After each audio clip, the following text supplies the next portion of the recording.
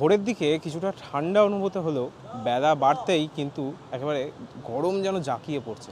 আচ্ছা, বাংলায় কি এই জানুয়ারি মাসেই গরম পড়তে চলেছে? আবহাওয়া দপ্তর কি বলছে? চলুন সেই রিপোর্টটাই তল্লাশ করব হাওয়া মরগের আরও একটি এপিসোডে। সঙ্গে আমি অভ্র।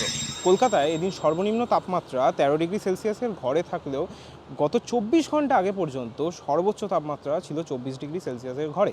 অর্থাৎ গরম কিন্তু এবার একটু অনুভূত হচ্ছে। আর আবহাওয়া দপ্তরও তো সেটাই বলছে।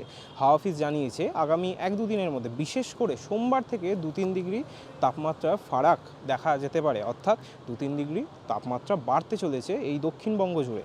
তবে এই প্রসঙ্গে আরও একটা বিষয় বলে রাখা প্রয়োজন যে পশ্চিমের জেলাগুলিতে অর্থাৎ দক্ষিণবঙ্গের বর্ধমান, বাঁকুড়া, পুরুলিয়া এই সকল জেলাগুলিতে তাপমাত্রা এখনও 7 থেকে 10 ডিগ্রি সেলসিয়াসের মধ্যেই ঘোরাফেরা করছে। এমনকি রবিবার সকালেও সেখানে ঘন কুয়াশার দাপট দেখা গিয়েছে।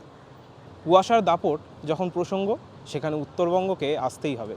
পার্বত্য জেলা এমনকি উত্তরবঙ্গের নিচের দিকের জেলাগুলি জলপাইগুড়ি, আলিপুরদুয়ার এই সকল জেলাতেই রবিবার সকালেও ঘন কুয়াশার দাপট দেখা গিয়েছে। এমনকি আগামী কয়েকদিনও কুয়াশা হাত থেকে রেহাই পাবে না উত্তরবঙ্গ।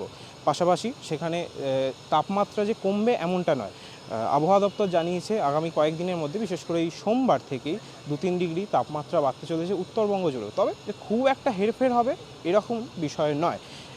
পাশাপাশি আজকে উত্তরবঙ্গ জুড়ে সর্বোচ্চ বা সর্বনিম্ন দৃশ্যমানতা ছিল 50 মিটারেরও নিচে। কিন্তু শীতের এই মুড সুইংয়ের কারণ কি? হঠাৎ করে ভোল বদল করছে বাংলার শীত। আবহাওয়া দপ্তর বলছে বাংলার অদূরেই তৈরি হয়েছে পশ্চিমী ঝঞ্ঝা এবং সেই এক পশ্চিমী ঝঞ্ঝার জেরেই উত্তরে হাওয়াটা বাধা পাচ্ছে। আর শুধুই একটা পশ্চিমী ঝঞ্ঝা নয়, একাধিক।